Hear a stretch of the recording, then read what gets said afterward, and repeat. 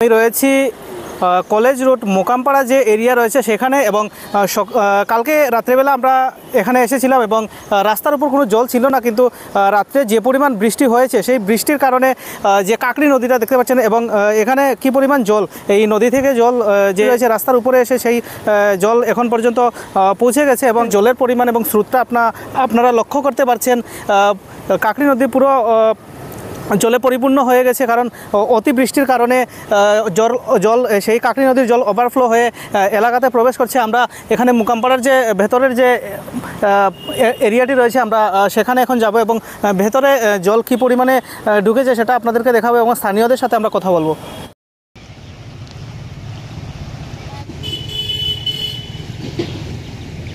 ইতিমধ্যেই আপনারা দেখতে পাচ্ছেন এখানে প্রচুর পরিমাণে জল। এটা মোকামপাড়া এরিয়া, কলেজ রোড মোকামপাড়া এরিয়া এটা, এবং আপনারা দেখতে পাচ্ছেন এখানে একটি বোট রয়েছে। এলাকার মধ্যে প্রচুর পরিমাণে জল, বন্যার জলে প্লাবিত হয়েছে এবং এখানে রেস্কিউ চলছে। যাদের বাড়িতে জল ঢুকেছে তাদেরকে এখান থেকে রেস্কিউ করে নিয়ে আসা হচ্ছে। আমরা দেখতে পাচ্ছি এখানে বুটের মধ্যে এলাকাবাসীকে সেই বুটে করে নিয়ে আসছেন যারা রেস্কিউ করছেন। এখানে রেস্কিউ টিম রয়েছে।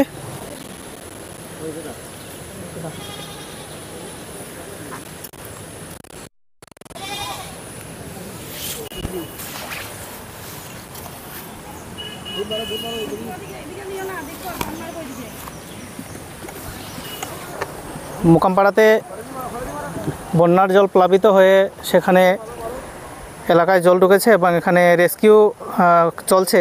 আমরা দেখতে পাচ্ছি এখানে এলাকাবাসীকে বোটের মধ্যে করে নিয়ে যাওয়া হচ্ছে নিরাপদ স্থানে। এলাকার মধ্যে প্রচুর পরিমাণে জল আপনারা দেখতে পাচ্ছেন এখানে।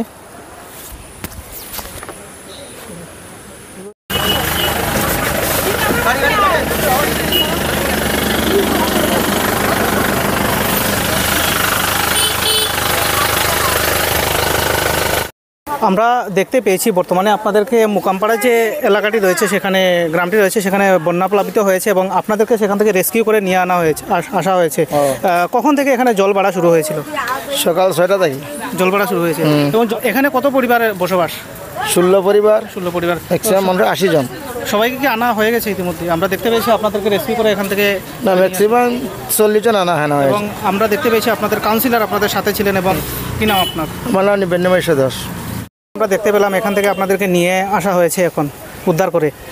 কতক্ষণ থেকে সেখানে আপনারা বন্দি অবস্থায় ছিলেন, জলবন্দি? আমরা তো কালকে রাত্রের থেকে জল উঠা হয়েছে, তো আমরা তো সকাল থেকে যেটা তো আর এদিকে আওয়া হয়েছে না, তো ওখানে তো আপনারা যাই আনলেন। এখানে যে বাড়িগুলো, বাড়িতেও কি জল উঠে গেছে? ঘরেও জল উঠছে। তো এখন আপনাদেরকে যেহেতু এখান থেকে আনা হয়েছে, আপনাদেরকে রাখার জন্য কোন জায়গায় ব্যবস্থা করা হয়েছে? কোন জায়গাতে আপনাদেরকে রাখবেন? তো কলেজে 10 নং যে মোকামপাড়া এলাকাটি বন্যা প্লাবিত হয়েছে এবং 80 পরিবারের বসবাস এখানে। আমরা কথা বলেছি এলাকাবাসী এবং 10 নং যে কাউন্সিলর রয়েছেন এখানে তপতি দাস। ম্যাডাম, একটু আপনার কাছ থেকে জানবো কখন থেকে এখানে উদ্ধার কাজ শুরু হয়েছে? নমস্কার। প্রবল বৃষ্টি হচ্ছে, আপনারাই জানেন, প্রায় 3 দিন ধরেই। তবে গতকালকে রাত্রে অবধি আমি 12টা অবধি তাদের খবর নিয়েছি যে জল উঠেনি এবং তারা সবাই নির্ভয়েই আছে। তো আজকে সকালে যখন খোঁজ নিলাম প্রায় জল ওঠা শুরু হয়েছিল প্রায় 6টা-7টা নাগাদ থেকে। তবে তখন বেশি ছিল না, অল্প অল্প জল ছিল। প্রায় 9টা-10টা থেকে একটু জল বাড়া শুরু হয়েছে। আমি প্রায় 10টা সাড়ে 10টা নাগাদ তাদের এই পাড়াতেই ছিলাম। এখান থেকেই আমি আমার ডিএমসি সিও সাহেব অমরচাঁদ সাহেবের সাথে যোগাযোগ করি এবং উনি ডিএমসি তৎপরতা এবং এসডিএম সাহেবের তৎপরতাতে এখানে রেস্কিউ টিম আসে এবং সঙ্গে সঙ্গে তাদেরকে উদ্ধার কাজ শুরু হয়।